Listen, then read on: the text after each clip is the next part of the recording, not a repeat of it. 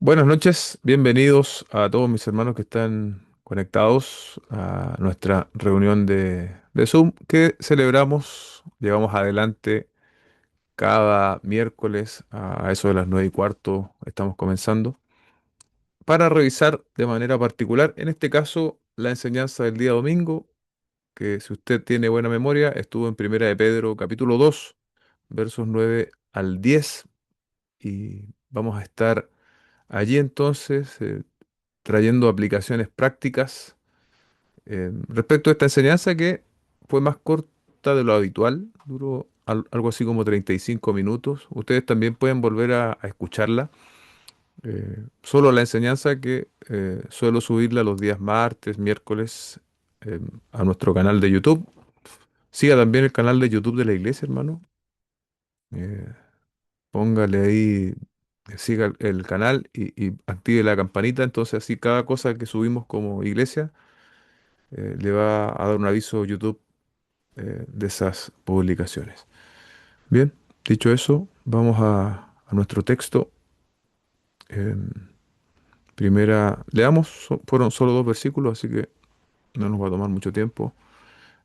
Dice Primera de Pedro, capítulo 2 versos 9 y 10, pero ustedes son linaje escogido, real sacerdocio, nación santa, pueblo adquirido para posesión de Dios, a fin de que anuncien las virtudes de aquel que los llamó a las tinieblas, perdón, de las tinieblas a su luz admirable. Ustedes, que en otro tiempo no eran pueblo, pero ahora son el pueblo de Dios. No habían recibido misericordia, pero ahora han recibido misericordia. Recordemos que aquí Pedro no está haciendo un contraste con los incrédulos. Eso estaba en los versículos inmediatamente anteriores. ¿Quiénes son, por lo tanto, los que tienen esta identidad, ¿no? Que es el primer punto de la enseñanza? ¿Quiénes son linaje escogido, real sacerdocio, nación santa, pueblo adquirido? Son precisamente los creyentes. Es decir, esto no es como universal.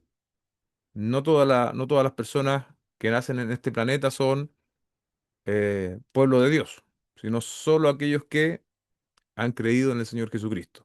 Esos son linaje escogido, real sacerdocio, nación santa, pueblo adquirido para posesión de Dios. Yo no sé si alguien sabe, alguna vez nosotros hace algunos años atrás predicamos Primera de Pedro. Yo no sé si alguien sabe la condición en la cual estaban estos hermanos. ¿Alguien lo sabe? Me refiero a condición, digamos, factores externos. Ellos estaban bien, estaban mal, estaban... ¿alguien sabe? Habían sido expatriados y aparte estaban con externamente el conflicto entre a ver, espérate, habían sido expatriados y estaban con el Nerón, los perseguía y los acusaba también por el tema del evangelio, del cristianismo. Estaban siendo Sí, perseguidos. claro, persecución, Sí. persecución. Ese era el contexto. Eh, no está muy claro si ya había empezado la persecución de Nerón o estaba por empezar, pero lo cierto es que no lo estaban pasando bien. Entonces, algo que yo no mencioné el día domingo, pero que tenemos que tener en consideración es eso. Los hermanos que originalmente recibieron esta enseñanza estaban en dificultades, estaban en dificultades. Entonces el apóstol, de hecho, si usted lee la epístola completa, se va a dar cuenta que hay muchas menciones precisamente al padecimiento.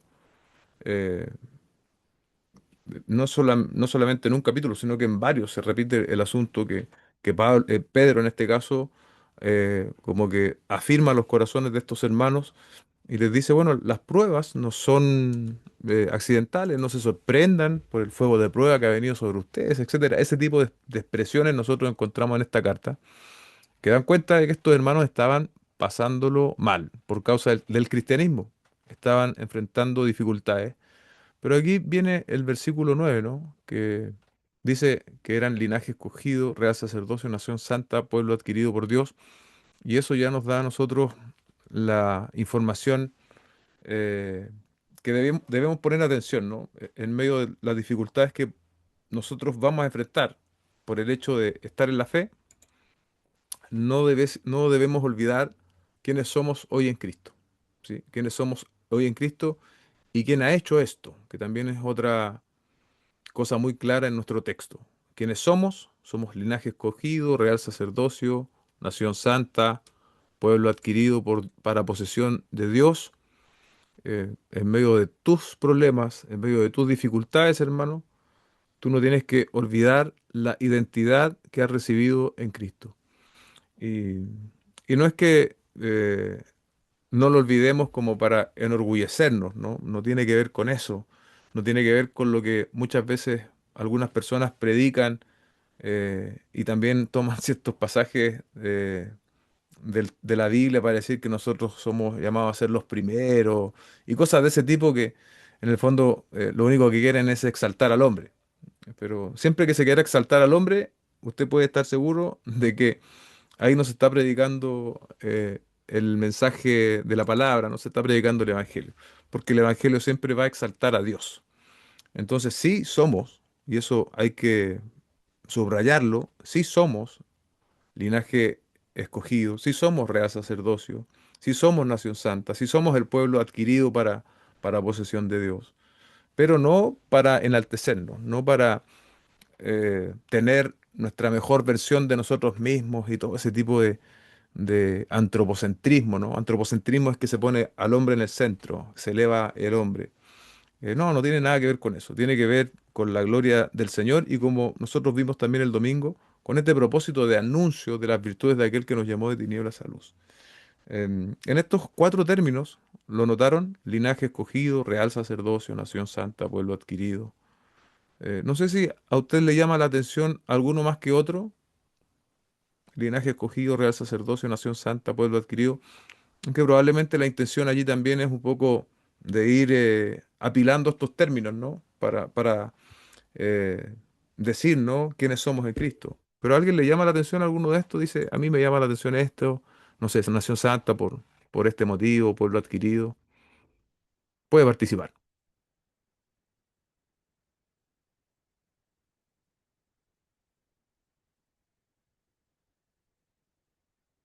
¿A nadie? Yo, pastor, La escuchamos. Delia.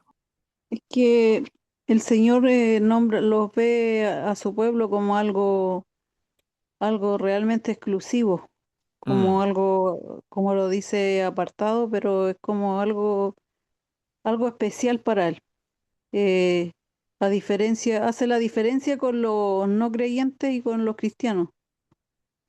claro, claro. Gracias, Delia. Sí, toda la razón, ¿no? Hace un contraste entre los no creyentes y los cristianos. Eh, y como yo decía recién, ese contraste no es para nosotros exaltarnos o enorgullecernos, sino por el contrario, ¿no? Para eh, reconocer que esa elección, que esa propiedad que hoy somos de Dios, es en virtud de su soberanía y no de algo particular que Él haya visto en nosotros. Eso también es muy importante establecerlo, ¿no? Ahora, respecto de lo práctico, hermanos, ¿cómo afecta nuestras vidas en lo cotidiano? O tal vez también cómo debiese afectar en lo cotidiano el hecho de saber que somos esto en el Señor, de que somos linaje escogido, real sacerdocio, nación santa, pueblo adquirido. ¿Cómo debiese afectarnos a nosotros en lo práctico, en nuestra forma, en nuestra cotidianidad, en nuestro trabajo, en nuestra familia? ¿Qué piensan de eso?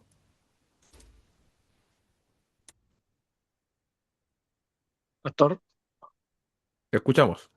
Eh, bueno, con respecto a linaje escogido, nación, eh, yo pienso que debemos entender que como le dijera, oh, me cuesta hablar. Tranquilo, hermano, si no, no pasa nada, así que dale El nomás. sentido de pertenencia, eso quiero decir. El sentido de pertenencia, de entender que nosotros pertenecemos a Jesucristo. Él nos compró con precio de sangre, o sea, somos su pertenencia. Mm, No nosotros, no Dios nos pertenece a nosotros, sino que nosotros pertenecemos a Dios, po. Mm, Y entender eso, po, que ya nosotros no dependemos de nosotros mismos, sino que de Él. mm. Eso es lo que yo entiendo como linaje escogido. Él nos cogió, nos compró, somos de Él, para Él. Amén. Eso. Gracias, Pato. Sí, es interesante pensar en eso. eh, Me hace sentido también lo que decía, que a veces nosotros como que queremos endosarle a Dios nuestros propósitos, o nuestras ideas, o nuestros sueños. Entonces, yo voy a hacer esta cosa, este proyecto, porque Dios está conmigo. Pero al final es al revés, porque nosotros somos el pueblo de Él. Él nos adquirió por intermedio de Cristo. Entonces nosotros debiésemos más bien, y aquí un poco abordando la pregunta que yo les decía recién, cómo cambia en tu diario vivir el hecho de que somos parte de su pueblo, que somos su herencia, que somos lo que Él escogió. Es que nosotros debemos vivir para servir al Señor y no para servirnos de Dios, o para pretender de que Él va a cumplir nuestros sueños y todo ese tipo de cosas. Y eso debiésemos nosotros experimentarlo cotidianamente, en toda nuestra forma de vida, en todas nuestras decisiones, en nuestro trabajo, en nuestros estudios, en nuestra familia. eh, Estar, por decirlo de algún modo, a la altura de lo que es vivir para la gloria de Dios.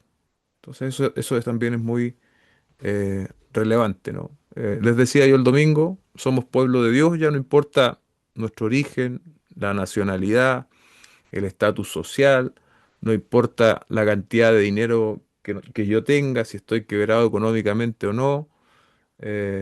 Nuestra identidad está, reside, se manifiesta a través de Cristo, de lo que Él hizo y no de lo que nosotros somos o hacemos, sino de lo que Cristo hizo. Ahí estamos completos, ahí estamos íntegros, ¿no? Ahí ya no nos falta nada cuando nosotros estamos en Cristo. Em,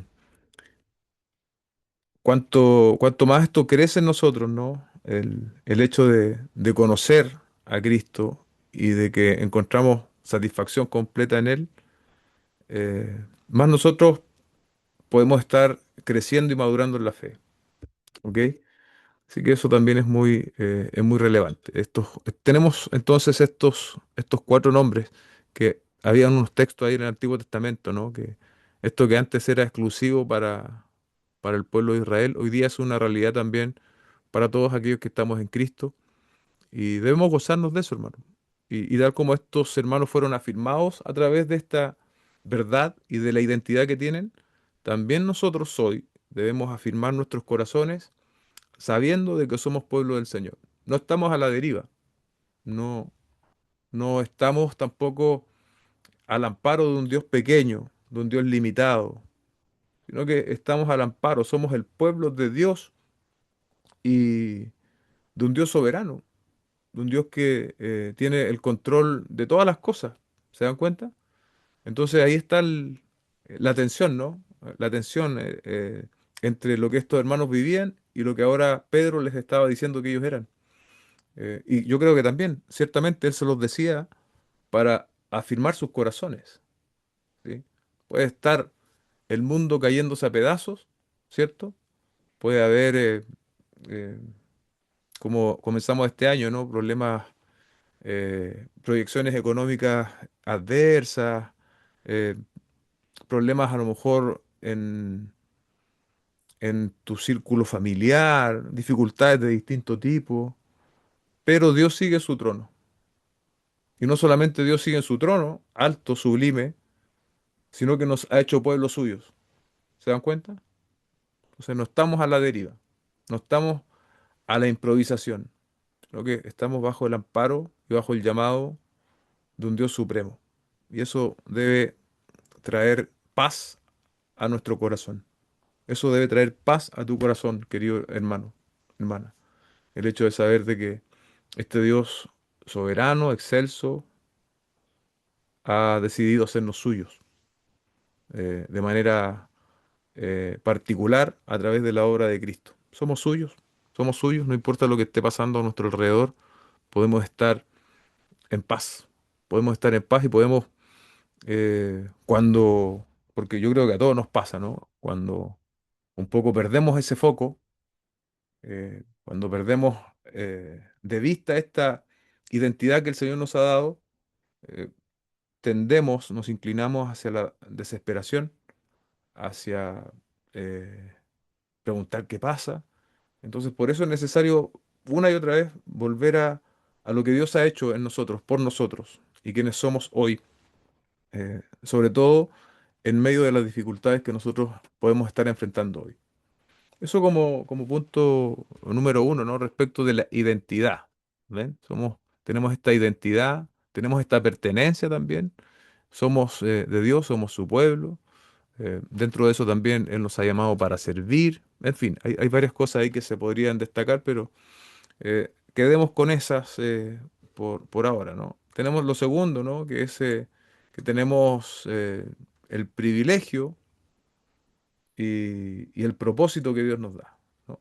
Dice el texto, a fin de que anuncien las virtudes de aquel que los llamó de tinieblas a su luz admirable. Tenemos que proclamar las maravillas de Dios, proclamar las maravillas de Dios. ¿Se acuerdan de esa historia que me inventé yo de un guía turístico, ¿no?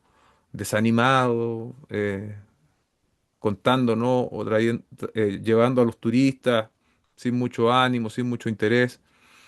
No tenemos que ser como ese guía turístico, no tenemos que ser como esa persona que está hablando de algo que en realidad él no lo ha hecho suyo. Por el contrario, ¿no? La verdad de Cristo debe producir en nosotros gozo y también gozo en poder comunicarlo, en poder compartirlo. Y a veces no tenemos ese gozo, no tenemos ese ánimo, ¿no? de poder hacerlo. Y yo creo que tenemos que preguntarnos por qué. Porque claro, a veces hay personalidades, ¿no? Hay personas que pueden ser eh, eh, más efusivas, otros más pasivos. eh, pero eso no quiere decir que nosotros podamos escapar de este propósito, del propósito de anunciar las virtudes. Y eso siempre debe hacerse con intención, ya sea que yo sea más tranquilo que otro hermano, pero eso no me quita a mí la responsabilidad que tengo como pueblo, como hijo de Dios, de anunciar sus virtudes. Recuerden que es maravilloso ver lo que Dios hizo en el Antiguo Testamento con el pueblo de Israel, en cosas muy extraordinarias, milagros, etcétera. Pero mucho más extraordinario es lo que Cristo ha hecho a favor nuestro en su obra en la cruz del Calvario. Eso es mucho más impresionante. Y, y si eso es impresionante, si eso es grande, si eso es extraordinario, si nosotros somos lo que somos gracias a la obra de Cristo, entonces tenemos que anunciar las virtudes, no como una simple teoría, no como algo que está ajeno a mí, sino algo que experimentamos y vivimos de manera constante. ¿Sí? El Evangelio no es solamente el mensaje del ayer, del pasado, sino que por el Evangelio y por la obra de Cristo es que nosotros hoy día estamos acá. Y eso debemos también transmitirlo. Tu, tu- Me está diciendo Zoom que iban a bajar mi mano. Está bien. Oh, perdón, tengo dos personas acá en la sala de espera. No lo estaba viendo. A ver, entonces retomo la idea, ¿no? A fin de que anunciemos estas virtudes. Ese es el propósito con el cual Dios nos ha llamado, o al menos uno de los propósitos, o el propósito específico que ahora nos revela el apóstol Pedro, ¿no? En medio de las dificultades, otra vez, pensando en el contexto original, eh, no hay excusas. ¿Se dan cuenta? La persecución no es una excusa, los problemas no son excusas, tus problemas particulares, tus dificultades no son excusas para callar, porque la obra de Jesucristo es tan extraordinaria, es tan sobrenatural, que sea cual sea el escenario, siempre tenemos que proclamar las virtudes de aquel que nos llamó de tinieblas a su luz admirable. ¿Cómo podemos ser, amados hermanos de Iglesia Bíblica, Pacto de Gracia, cómo nosotros podemos ser más comprometidos en esto? ¿Cómo podemos ser más eficaces en anunciar las virtudes de aquel que nos llamó de tinieblas a luz? Les escucho.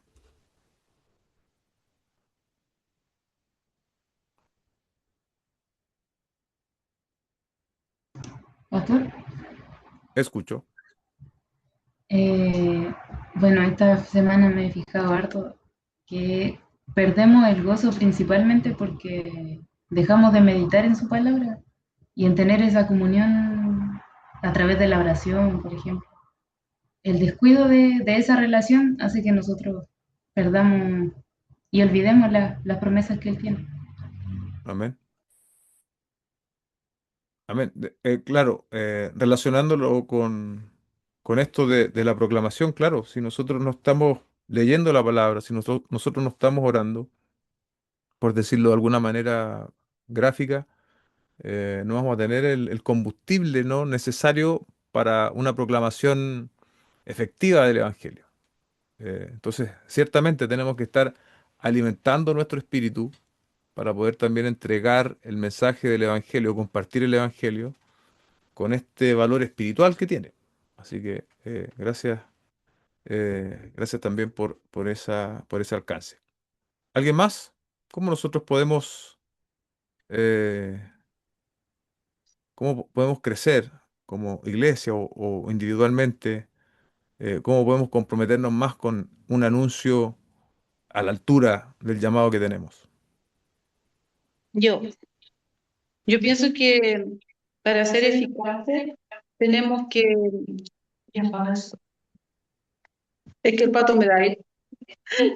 Tienen que cortar el micrófono del otro celular. Ya, yo creo que para ser eficaces, primero como congregación, primero tenemos que unirnos, como dice la palabra, como nos ha dicho en Tesalonicenses y en todas las predicas anteriores, unirnos en un solo espíritu, amarnos, hacer cosas en común, conocernos y disfrutar y expandir la palabra de Dios. Yo creo que mientras nosotros seamos uno en Cristo, los demás van a ver eso en nosotros, van a ver a Cristo en nosotros y vamos a poder hacer que muchas miradas nos vean, o sea, que vean a Cristo en nosotros, porque la gente está aburrida de ver siempre lo mismo, de hecho se asombran cuando uno es diferente o tiene diferente vocabulario o canta o etcétera, pero yo creo que, y lo que dice la palabra es que tenemos que querer más de Él. Y como congregación, unirnos más, eh, amarnos más, compartir más y ser uno, como dice la palabra. Como el Señor es uno con nosotros y como nos amó Él profundamente. Yo sé que es difícil, pero si su palabra lo dice es porque se puede. Amén. Recibí un amén ahí, la Úrsula. Mientras Úrsula hablaba, me acordaba de la iglesia de Hechos. La iglesia de Hechos que tenía un buen testimonio también con las personas con quienes le rodeaban, digamos. Y es precisamente por eso, porque ellos comenzaron a tener un nivel de comunión unos con otros diferente a lo que nunca antes se había visto. Nosotros obviamente no podemos replicar de manera exacta la experiencia de Hechos, pero sí hay principios que podemos imitar. Y ahí yo creo que da en el clavo también lo que nos dice Úrsula, de manifestar una unión, pero una unión que eh, surge de la unión que tenemos en Cristo. ¿Se dan cuenta? Eh, a veces hay organizaciones que se muestran incluso más unidos que la iglesia y eso no puede ser. No puede ser que un equipo de fútbol sea más unido que la iglesia, que una junta de vecinos, que un centro de madres, porque eso no tiene ninguna cohesión espiritual. ¿Se dan cuenta? Menos, menos a Cristo, ¿no? Bueno, las sectas que a veces surgen, ¿no? Pseudo espirituales también cohesionan y hacen cosas y se ven como unidas, pero cuánto más, y ahí va mi punto, cuánto más nosotros que estamos unidos en Cristo. Entonces, ahí está la realidad espiritual, la verdad espiritual, que tenemos que ser unidos en Cristo.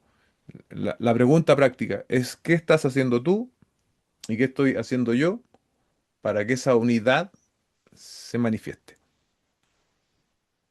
Entonces esa es la pregunta que cada uno de nosotros debe hacerse. ¿Qué estamos haciendo, iglesia? ¿Qué estamos haciendo, hermanos, para cohesionarnos como iglesia de Cristo, como cuerpo local? Y ahí tenemos una gran responsabilidad y, y también empezar a hacer, ¿no? Empezar a hacer. A veces como que pensamos mucho y no hacemos nada, ¿se dan cuenta? Entonces tenemos que no solo pensar, sino que empezar a hacer. Muchas veces en ese empezar a hacer, Dios va mostrando cosas.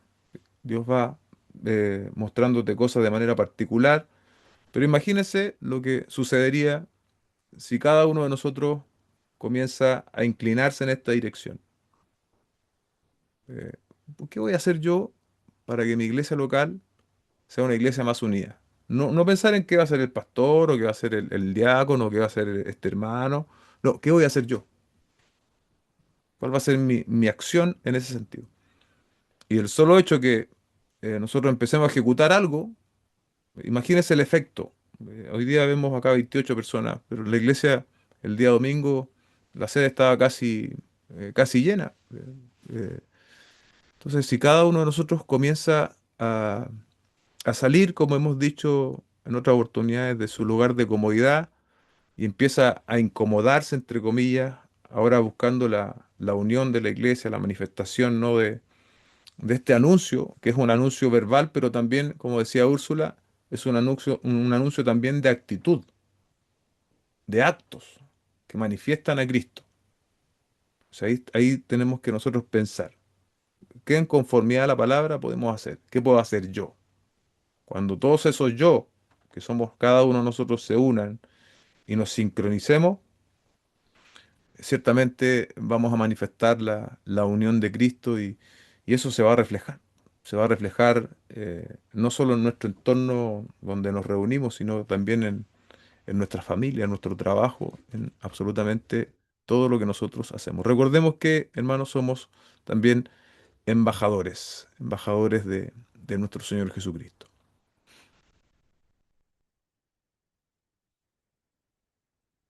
Siguiendo adelante con la enseñanza, el punto número 3, ¿no? Yo le puse un pasado sin esperanza, un presente en misericordia.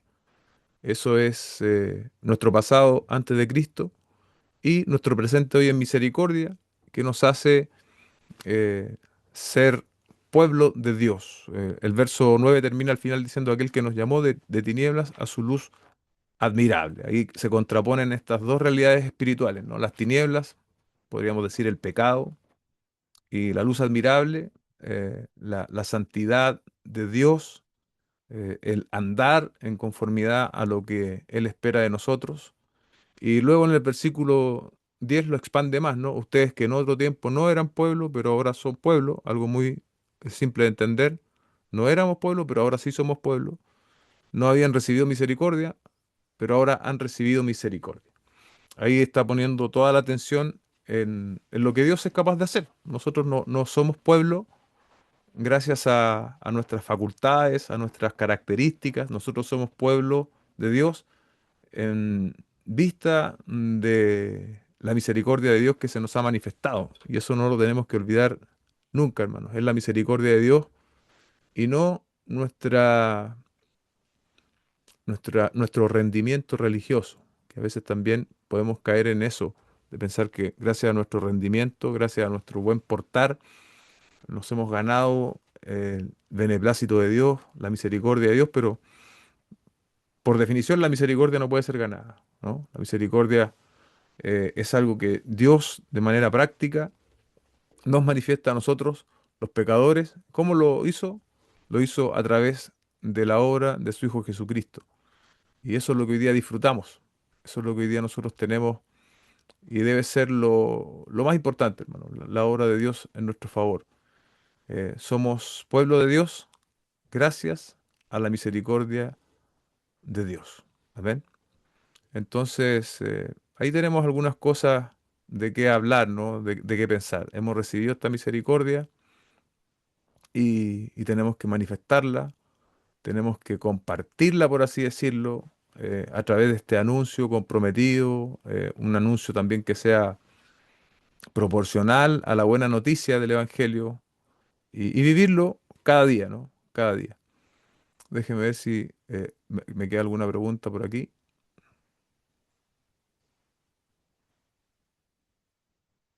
Bueno, esto es interesante, pensar eh, en cada enseñanza que recibimos, que ojalá pueda despertar en nosotros un compromiso a corto plazo. Se da cuenta que a veces eh, podemos escuchar una predicación, una enseñanza, y decimos, sí, tiene sentido para mí. Hay cosas que tengo que llegar a hacer, pero nunca le ponemos fecha. ¿Se dan cuenta? Nunca le ponemos aplicación, hablando de que estamos nunca llegamos a concretar, porque decimos, sí, lo voy a hacer, pero no hacemos una planificación. Bueno, lo vamos a hacer, pero ¿cómo? ¿Cómo? ¿Qué voy a hacer esta semana para vivir lo que se me enseñó el domingo? Está claro, no es que lo vamos a implementar al 100% en una semana, imposible. Pero sí tenemos que dar pequeños pasos en esa dirección. Entonces, por ejemplo, compartir mi testimonio con alguien, ¿no? Eso también es el anuncio de aquel que me llamó de tinieblas a luz, ¿no?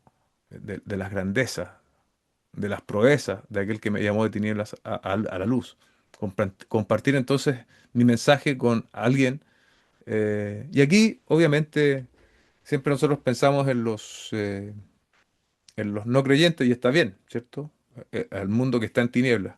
Pero incluso, hermanos, incluso eh, si nosotros compartimos lo que Dios ha hecho de manera particular con nosotros, con un hermano en la fe, ¿sabe qué produce eso?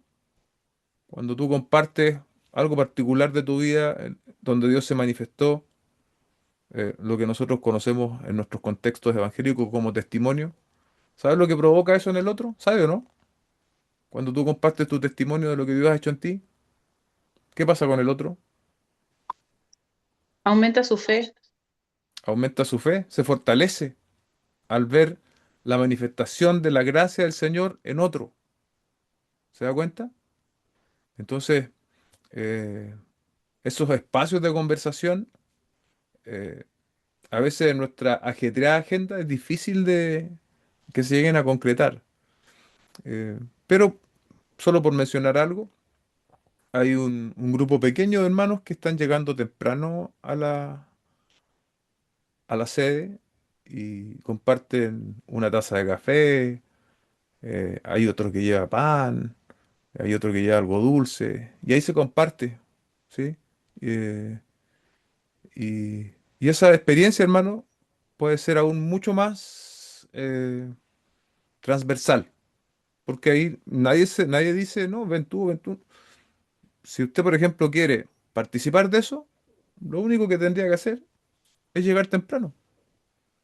Y ahí va a tener la oportunidad de precisamente hacer este tipo de cosas, de escuchar eh, de boca de otros hermanos lo que Dios ha hecho en ellos. Y eso va a fortalecer tu fe, va a afirmar tu fe y de paso va a ayudarte a conocer a ese otro hermano que tal vez ha experimentado luchas iguales que las tuyas y a lo mejor está experimentando luchas iguales que las tuyas, pero tenemos mucho que decir hasta este punto de nuestras vidas de lo que Dios ha hecho. Y, y esto lo podemos ver desde el punto de vista trascendente, ¿no? Dios nos ha salvado de la muerte, del pecado, de la condenación eterna. Eso lo tenemos todos en común. Pero también tenemos la manifestación en las cosas de este camino. Y podemos también eso también es de mucha afirmación, de mucha edificación para nosotros, ¿sí?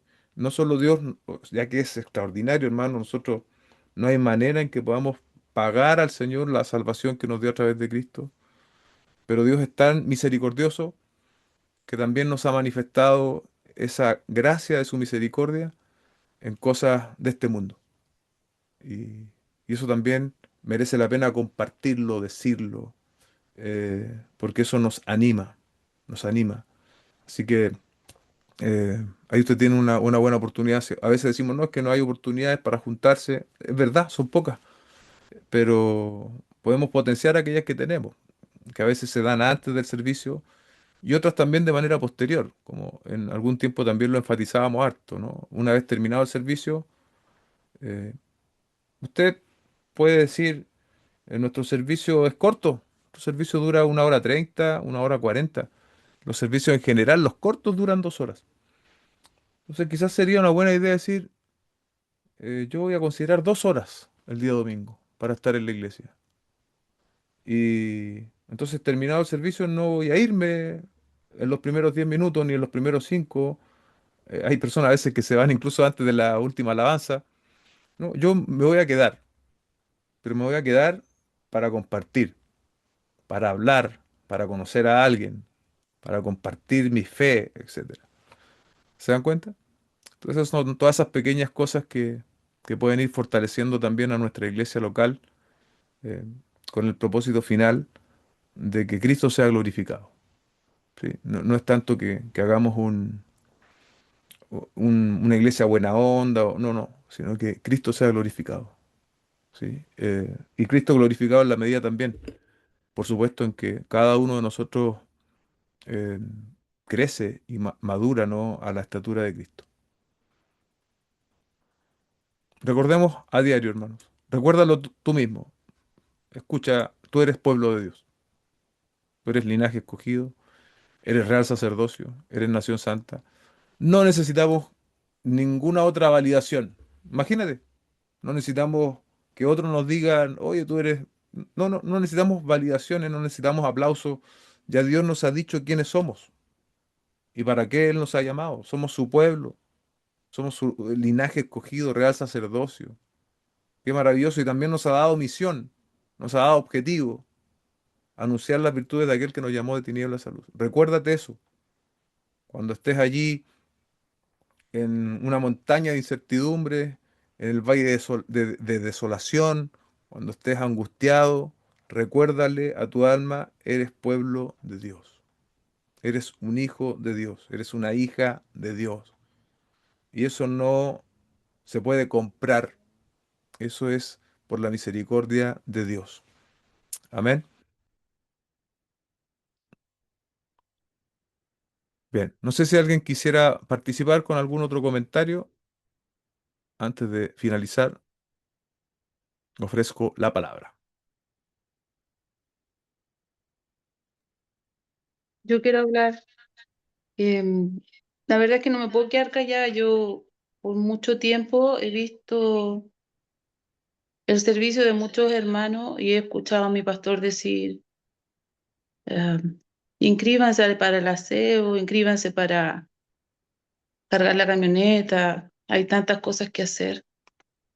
Y la verdad que yo lo veía desde fuera, pero ahora por gracia al Señor está tratando conmigo. Lo converso con mi esposo y le digo, somos muchos, somos muchos. Y siempre están los mismos y por año han estado los mismos. Y digo, pero ¿por qué? Y me analizo a mí misma porque uno siempre tiene excusas. Que el domingo de descanso, que trabajé toda la semana. Pero yo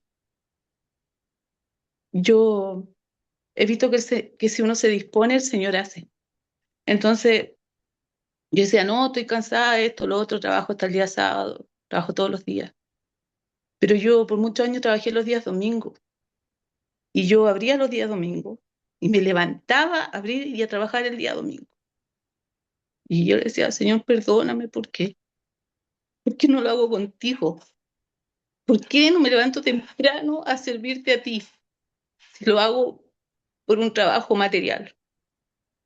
Y ha sido un proceso en mí.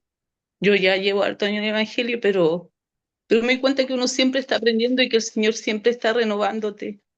Y es maravilloso. Y yo invito a los hermanos, en serio. Eh, si usted se levanta un día domingo a trabajar, usted se puede levantar un día domingo a ayudar en su iglesia, a compartir con su hermano, a tomarse un café, a decirle cómo estuvo su semana, a orar por alguna necesidad específica. Se puede. Si nos ponemos y nos disponemos en manos del Señor, todo lo demás, en serio, todo lo demás son excusas, excusas, mera excusa. Pero cuando entendemos el amor de Dios en nuestras vidas y nos renovamos en Él y realmente entendemos, como dice su palabra, que y su palabra es una espada que cala profundo y corta lo malo, pero también nos sana. Entonces yo lo comparto porque no siga esperando. No siga esperando que venga un ángel y le diga, oiga, levántese temprano, haga esto, haga lo otro, converse con el hermano, eh, porque el Señor lo hace en uno y yo lo invito en serio. Yo escuché muchas veces a mi pastor, a las hermanas, y muchas veces di excusas, y la verdad que son solo excusas, nada más. Así que yo les invito a, a buscar esos tiempos, porque para mí han sido de bendición. Y si usted quiere tiempos de bendición con el Señor y con su hermano, hágalo, hágalo. Y el Señor le va a bendecir tremendamente. Que Él es fiel. Señor les bendiga. Amén. Amén. Gracias, Uso. Damos gracias al Señor por esas palabras y entiendo que todas eh, las tomamos de la mejor manera, como un desafío y como un estímulo, como un estímulo. Precisamente una eh, de los propósitos de también de esta reunión, que yo siempre he postulado que sea algo más informal, en que podamos participar, decirnos las cosas en amor, estimularnos. Así que, claro, cuando siempre son los mismos los que estamos diciendo, a veces se hace reiterativo, pero cuando hay una voz nueva, y sobre todo que, nueva entre comillas, ¿no? Porque mi hermana ha estado siempre en la iglesia, eh, pero que está viviendo esto, que está viviendo, que está siendo parte, lo que ella está hablando, lo que Úrsula está hablando, lo está viviendo, digamos, entonces lo está hablando con testimonio propio. Así que espero muchos de ustedes puedan recibir también esa invitación. Bien, hermanos, eh, vamos a dejar hasta acá nuestra aplicación, nuestra conversación y vamos a seguir con otras cosas, pero voy a parar la grabación.